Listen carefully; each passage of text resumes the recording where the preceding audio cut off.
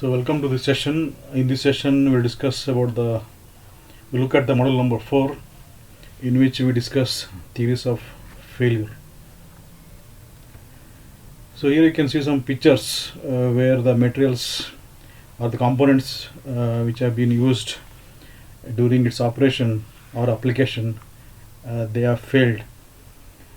So whenever we design different components for mechanical structures, we make use of the properties of the materials which are determined by tensile testing.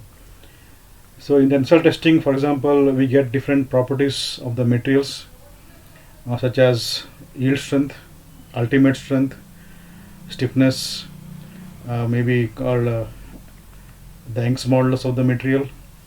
So using these properties, we design different components for different applications using different materials. So here you can see some failures of different materials. For example, in this photo you can see the tensile specimen which has been fractured or which has been failed due to tensile loading, and this material, we can say that it is a ductile material by the nature of its failure.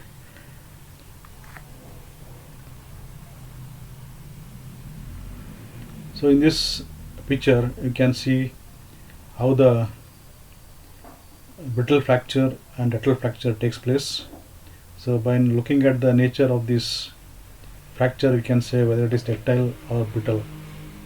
So this is a brittle fracture where it is planar, and this is cup and cone fracture where you can say that it is a ductile fracture.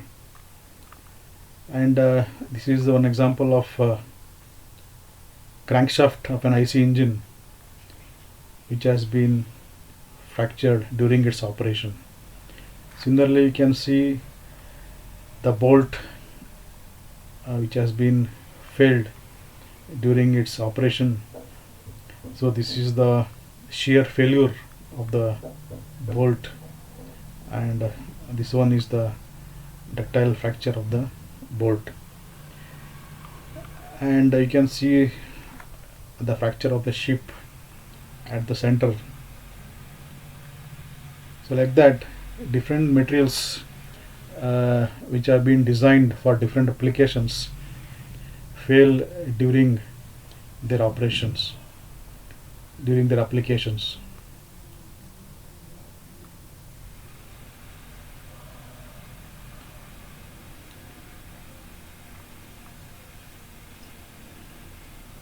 So we have different theories, different engineers, different scientists.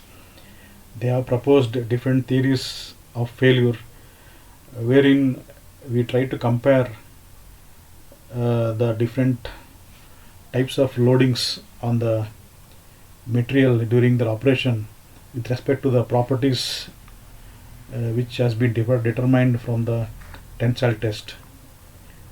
So this is theories of failure, particularly they are used to determine or to design different machine components, where the components are subjected to different combined stresses because of various types of loading acting on it when they are in application or when they are performing.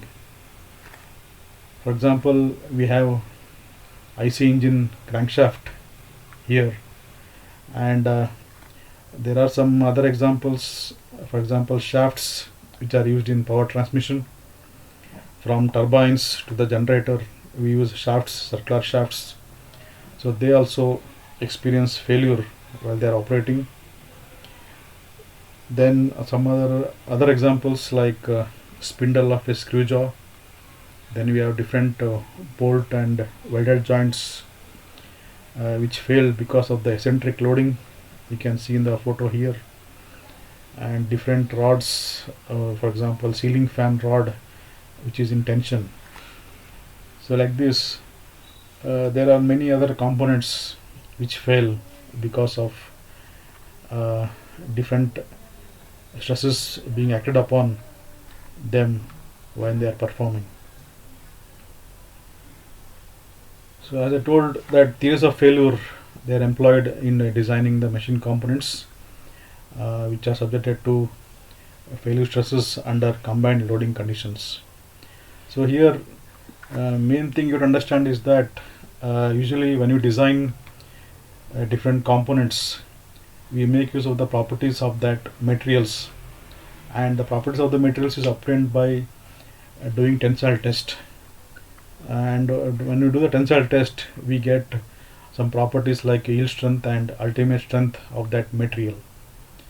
But when you design and when you manufacture different components, mechanical components or parts from these materials, and when they are performing, the load will not always be tensile load or compressive load.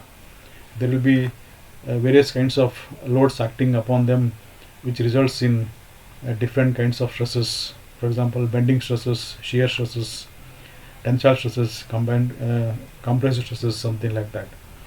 So in that case, it is necessary for us to relate to establish a relationship between stresses induced in the material or the component under combined loading conditions with that of the properties what we obtain from the tensile test.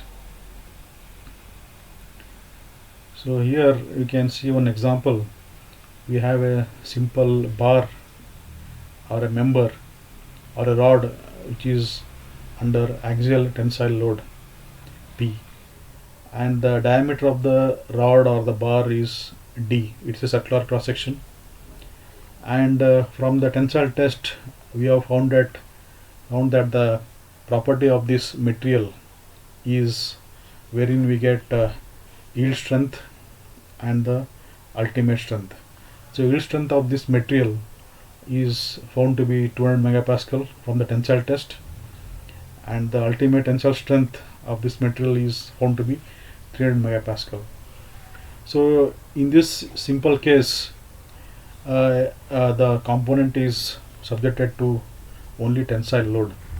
So it is easy for us to find out what is the failure criteria or the failure criteria for this particular component.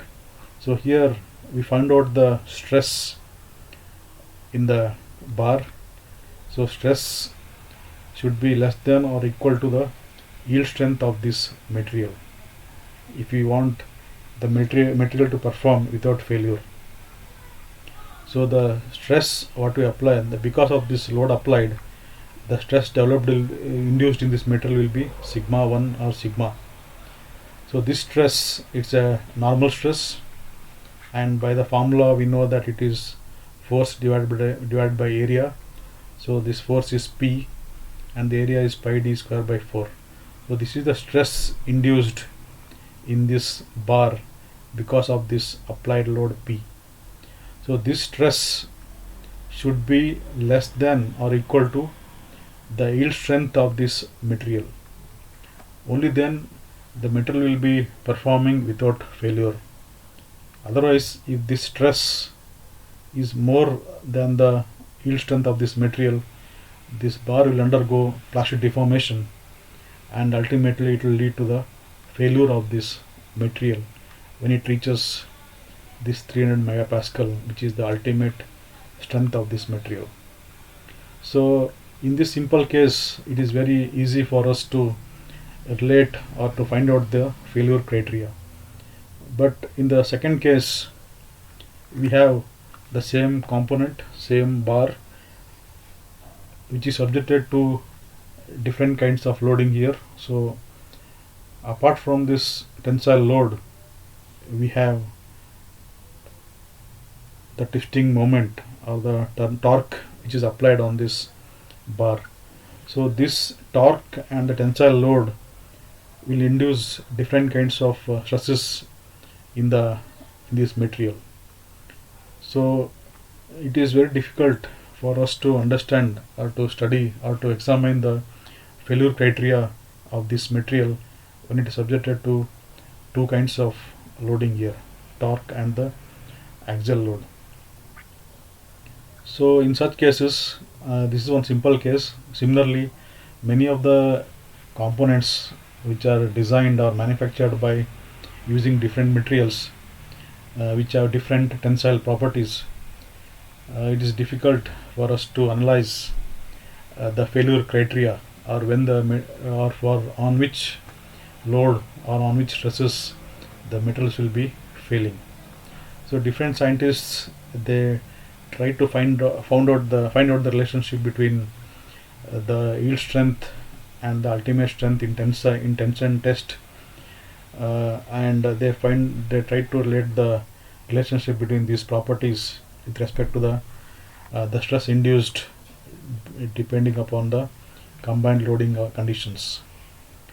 So here several theories have been put forward to predict or to analyze the failure of complex engineering stresses, or the components in which the stresses are complex in nature.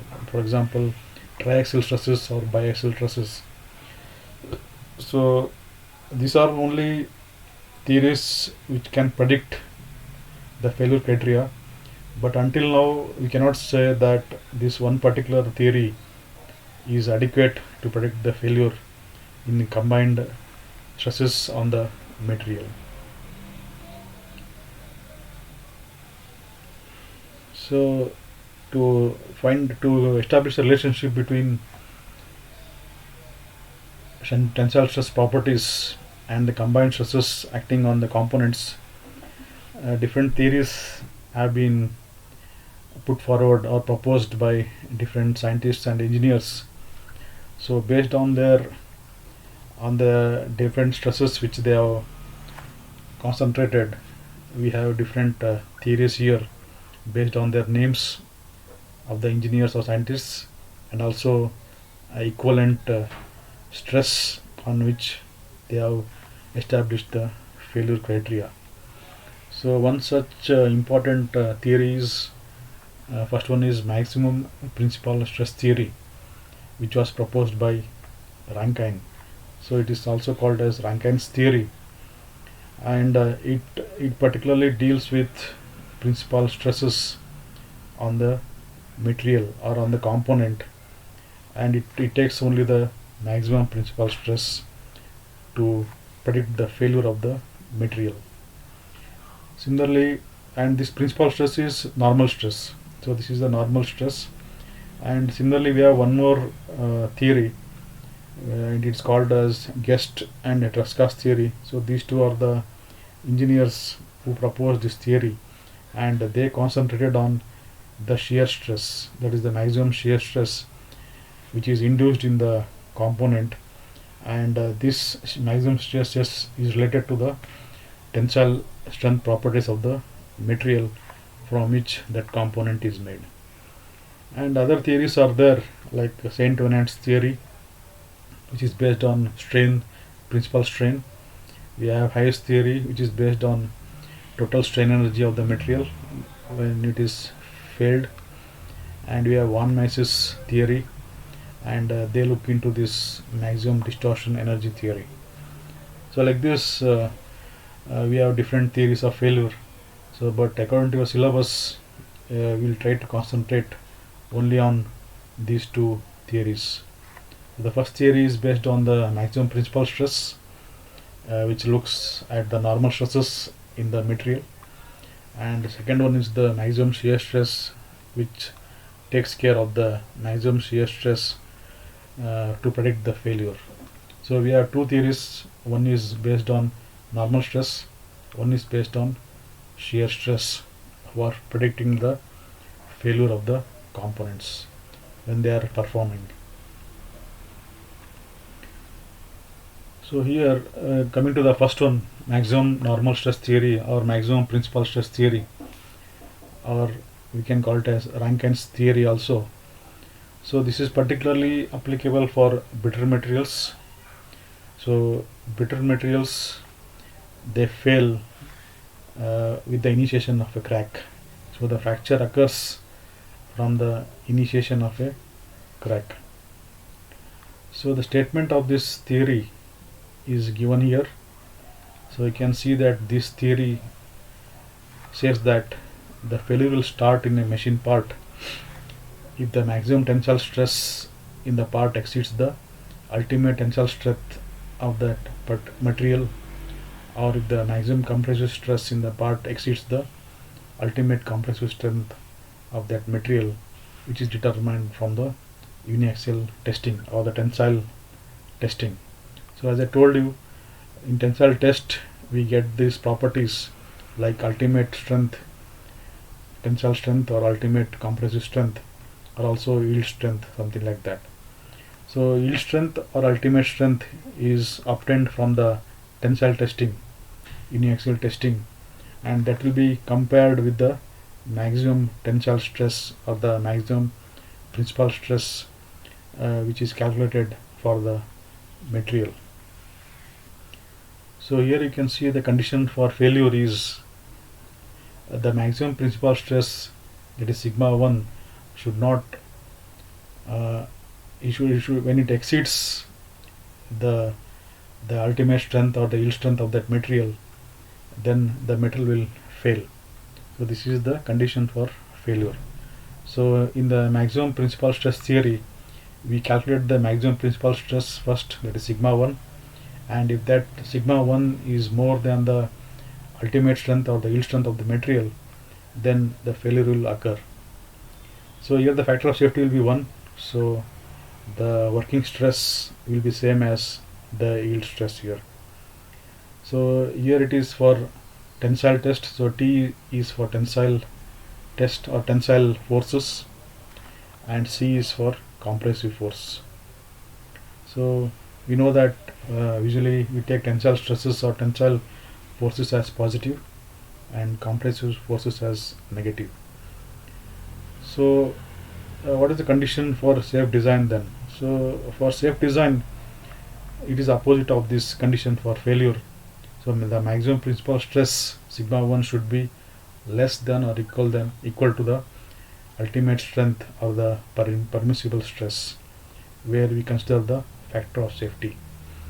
So factor of safety will give you it is nothing but the ratio of the ultimate or the yield strength of the material to the working stress. So while designing any component using any material, we don't consider the yield strength of the material. That means we reduce the yield strength of the material by some factor, that is called as factor of safety. So if we take factor of safety 1.5, the ultimate strength or the yield strength of the material will be reduced, and we take that as the working stress or design stress or permissible stress.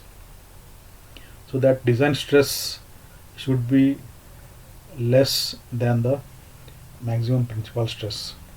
That is, the principal stress, maximum principal stress should be less than the design stress or permissible stress if you want the component to be safe or it is performing. So you can see this design stress or the permissible stress or the working stress is nothing but the failure stress, or it is nothing but yield strength of the material or ultimate strength of the material divided by the factor of safety n. So this while designing, we take this permissible stress or the working stress. So whenever we design different components using different materials and taking their properties, we try to reduce the ultimate strength or the yield strength of the material by some factor, and that stress is taken for calculating the failure of the material. And this design stress or the permissible stress, when it exceeds the maximum principal stress, then it should be that is the condition for safe design. So in other words, I can say that the maximum principal stress should be less than or equal to the permissible stress. So according to this principle, this theory, the maximum principal stress should be less than the yield strength of the material divided by the factor of safety. So this is nothing but the permissible stress or the design stress. So the design stress and the maximum principal stress, what is obtained from the actual loading conditions of the component, that should be less than or equal to the design stress or the yield strength divided by the factor of safety. So you can see here this theory is suitable for brittle materials, because the brittle materials are weak in tension, or in other words you can say that this theory is not suitable for ductile materials, and ductile materials are weak in shear. So they fail, ductile materials usually fail because of shear stress, whereas brittle materials fail because of the normal stress or tensile stress.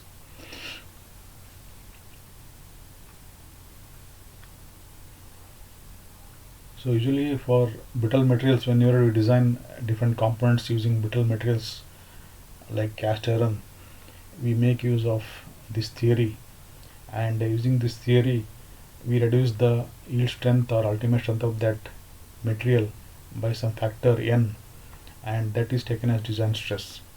So whenever you design, that stress that is taken as the design stress, that is sigma yield strength in tensile divided by the factor of safety, and whenever that component is made from that material, and when it is functioning or performing, when the load is applied on that, the principal stress sigma 1 should not be more than the permissible stress for safe design or safe working of that component. So just remember that this theory, or the maximum principal stress theory, is used for designing components which are made by brittle materials. And usually for ductile materials we don't use this theory. So for ductile materials we have one more theory, that is maximum shear stress theory. So this theory, shear stress, as I told you, that ductile materials, they fail because of the shear stress. So this theory, maximum shear stress, is particularly applied to predict the failure of the ductile material. The maximum shear stress is applicable for ductile material, and failure starts by yielding. So yielding is nothing but plastic deformation. So we know that ductile materials, they undergo large amount of plastic deformation compared with the brittle materials. So we also know the nature of brittle failure and the ductile failure. So ductile failure is characterized by a large amount of plastic deformation before failure, whereas brittle failure, there is no much plastic deformation. So this maximum shear stress theory, it takes here we calculate the maximum shear stress, and we relate this maximum shear stress to the shear strength of that material which is obtained or which is determined from the tensile test. So this theory, it is similar to the previous theory. The theory, it states that the failure will occur in the component when the maximum shear stress exceeds the shear strength of that material which is obtained by the uniaxial testing or tensile testing.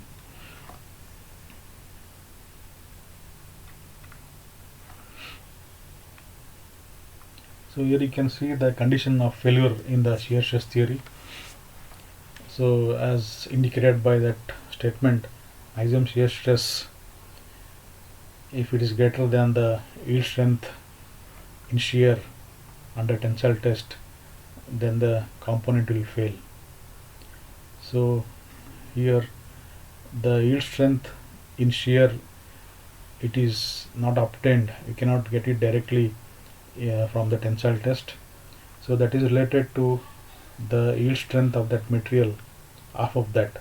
So half of the yield strength of the material in tensile test, that is equal to the yield strength in shear, that is SYS. So always we take the yield strength or shear yield strength is equal to the yield strength in tensile or tension divided by 2. So here this is maximum shear stress is tau max. So shear stress is tau, maximum shear stress is tau max.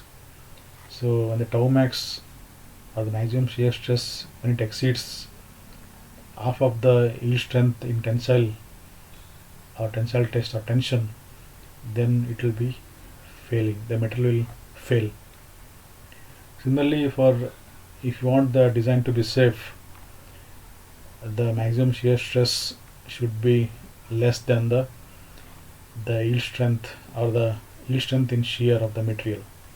So here again we take the permissible shear stress or the design stress by making use of this factor of safety.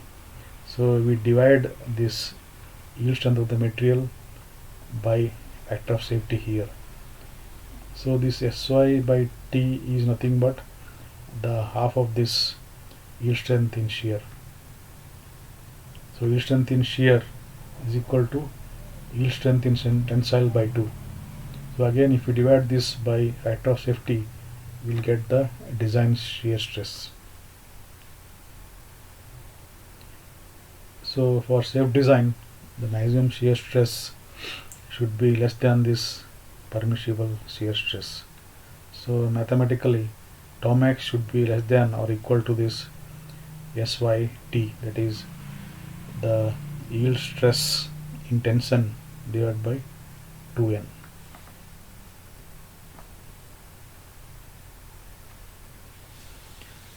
So we know that the shear stress we can obtain for triaxial state of stress and also for biaxial state of stress. So in triaxial state of stress, the shear stress is obtained by the difference of the principal stresses with the average, that is sigma 1 minus sigma 2 by 2. So we get the 3 shear stresses which are based on the principal stresses sigma 1, sigma 2 and sigma 3. So the larger of these 3, any of these 3 should be less than the yield strength in tensile divided by 2n. In case of biaxial state of stress, sigma 3 will be 0. So it is again the maximum shear stress will be less than this yield strength in tensile divided by 2n. So again the shear stress will be equal to sigma 1 when sigma 1 and sigma 2 are like in nature, for example tensile or compressive. If they are unlike in nature, then we take this sigma 1 minus sigma 2 by 2 as the shear stress of that material. So sigma 1 minus sigma 2 by 2 will be less than, the 2 will get cancelled here. So we get sigma 1 minus sigma 2 less than or equal to the yield strength of the material in tensile divided by n.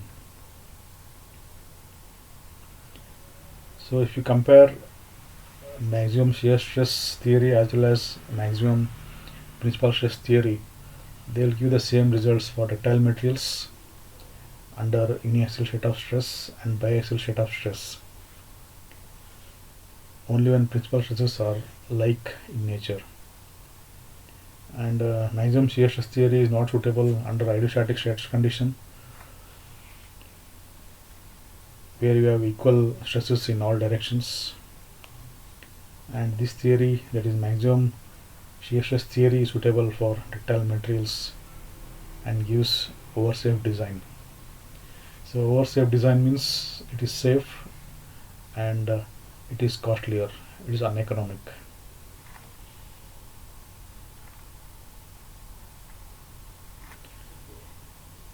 So you can represent the boundaries or the application of these theories in the form of graphs, and you can see that for maximum principal stress theory, the graphical representation of the stresses will be a square. So here in the x-axis we take the maximum principal stress sigma 1, and in the y-axis we take the minimum principal stress sigma 2. So sigma 1 is greater than sigma 2, and this is the yield strength of the material in tensile test. So if the stresses exceed, or if the stresses are within this square, within this boundary, the material will be safe. And when the stresses sigma 1 and sigma 2, if they are beyond this boundary, if they are outside, if they exceed this yield strength, then the metals will fail. Similarly, for maximum shear stress, the boundary will be external shape. So here we have the maximum principal stress sigma 1 and minimum principal stress sigma 2. So that difference sigma 1 minus sigma 2 should be less than or equal to the yield strength of that material. So we get a inclined line here. So it becomes an hexagon. So this is the boundary of the graphical representation for the maximum shear stress theory.